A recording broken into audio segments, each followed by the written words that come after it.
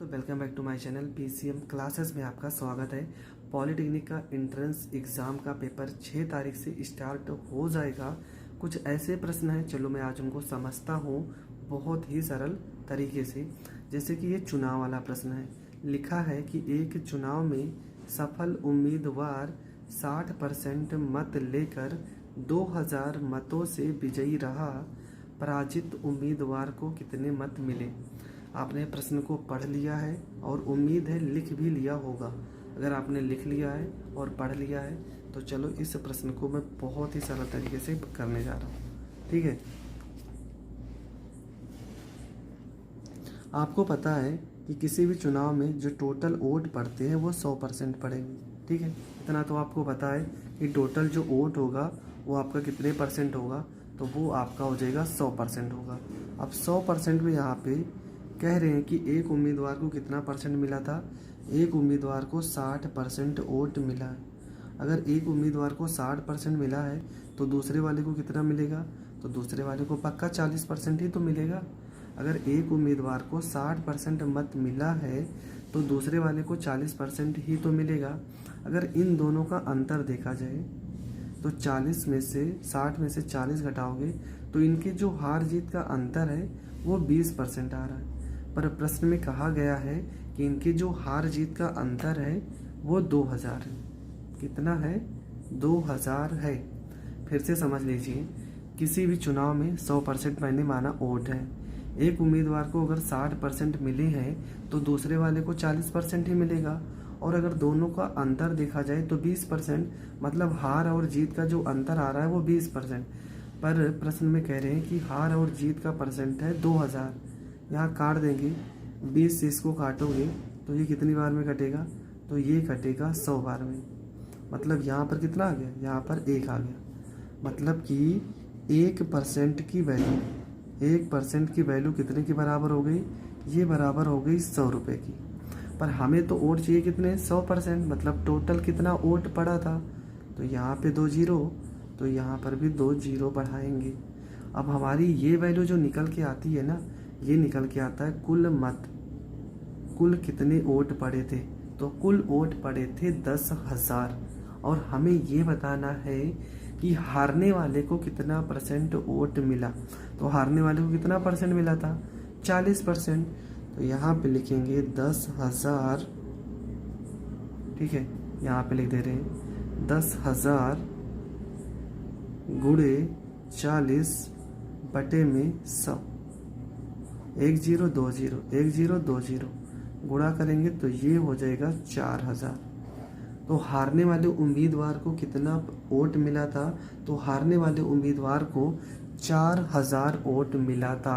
अगर क्वेश्चन में पूछा जाता कि जीतने वाले उम्मीदवार को कितना परसेंट मिलेगा, टोटल 10,000 वोट थे, हारने वाला 4000 पाया है, तो जीतने वाला कितने हज़ार पाएगा, जीतने वाला पाएगा 6000 मत। ये कौन सा पाएगा, ये जीतने वाला पाएगा और ये हारने वाला पाएगा। ठीक है, और ये जो 10,000 निकल के आया है ये आपका कुल मत निकल के आया है। तो एक ही तरीके से आप सारे के सारे क्वेश्चन को सॉल्व कर सकते हो। कितना भी घुमा के प्रश्न पूछेगा आप बहुत ही सरल तरीके से ऐसे प्रश्नों को सॉल्व कर लोगे। तो दोस्तों, आई होप आपको ये प्रश्न बहुत अच्छे से समझ में आया होगा। पॉलिटेक्निक में इस तरह के पेपर बहुत आए हैं और इस तरह के प्रश्न भी बहुत बार आए। तो चलो इस टाइप के एक प्रश्न को और हल करते हैं। अगला प्रश्न जो है इसमें लिखा है कि एक परीक्षा में उत्तीर्ण होने के लिए 45% अंक प्राप्त करने पड़ते हैं। मतलब पास होने के लिए आपको 45% नंबर की ज़रूरत है, लेकिन राम 30% अंक प्राप्त किए तथा वह 60 अंकों से अनुत्तीर्ण घोषित कर दिया गया। कुल पूर्णांक कितना था। इस सवाल में बहुत सारी चीज़ें पूछी जाती हैं। मैं इस सवाल में वो सारी चीज़ें बता रहा हूँ, बस आप पूरा का पूरा कॉन्सेप्ट समझिए। 45% अंक पास जब पाता है तो वो पास हो जाता है, लेकिन 30% अंक अगर पाता है तो वह 60 अंकों से अनुत्तीर्ण हो जाता है। इसका मतलब समझिए। ठीक है, क्वेश्चन में है अगर वो 45% नंबर पा रहा है, 45% अगर वो नंबर पा रहा है तो वो पास हो जा रहा है। लेकिन अगर वो पास कब होगा, जब वो 30% अंक पाता है। तो कितने नंबर से फेल हो रहा है? 60 नंबर से। 60 नंबर से अगर फेल हो रहा है, अगर हम 60 नंबर उसको दे दें तो वो पास ही तो हो जाएगा। मतलब 45% की वैल्यू किसके बराबर हो जाएगी? 30% प्लस 60 के। क्यों? क्योंकि 45% नंबर पाने पर तो वो पास हो जाता था, लेकिन 30% नंबर पाने पर वह 60 नंबर से फेल होता था। अगर हम उसको 60 नंबर और दे दें तब वो पास ही तो होगा। अब हम 30% को अगर इस साइड भेजेंगे तो ये हो जाएगा 45% माइनस में हो जाएगा 30% बराबर। यहाँ क्या बचेगा? यहाँ पर आपका बचेगा 60। 45 में से अगर हम 30% घटा देते हैं तो ये हो जाएगा आपका 15% बराबर हो जाएगा 60। ठीक है, अगर हम इसे काट देते 15 एकम 15, 15 चौको 60।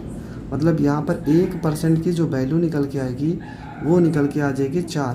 पर हमें तो हर चीज़ 100% चाहिए, तो यहाँ पर भी 2 जीरो लगाएंगे तो यहाँ पर भी 2 जीरो हो जाएगा। ठीक है, मतलब 100% की जो वैल्यू आएगी वो आ जाएगी आपकी कितनी? वो आ जाएगी आपकी 400। मतलब कुल अगर पूर्णांक की बात की जाए तो कुल पूर्णांक कितने का था? क्वेश्चन भी यही पूछा था, तो आपका जो कुल पूर्णांक था वो था 400 का। पर क्वेश्चन में हम और सारी चीज़ें बताते हैं, तो पास होने के लिए उसे कितना नंबर चाहिए? तो 400 का अगर हम 45% निकाल लेते हैं तो हमें पता चल जाएगा कितना नंबर चाहिए। 0 से 0 कट जाएगा, 4 पंचे 20 और 4 चौको 16 और 16 में 2 जोड़ोगे तो 18। मतलब पास होने के लिए उसे 180 नंबर की ज़रूरत थी। तो ये हो जाएगा करेक्ट आंसर। आई होप आपको दोनों प्रश्न बहुत अच्छे से समझ में आए होंगे। अगर आप भी पॉलिटेक्निक का पेपर दे रहे हैं तो आप जब तक पेपर चल रहा है आप हमारे साथ जुड़े रहिए। 100% आपका सरकारी कॉलेज में एंट्रेंस एग्ज़ाम में अच्छा नंबर आएगा, ये मेरा वादा है।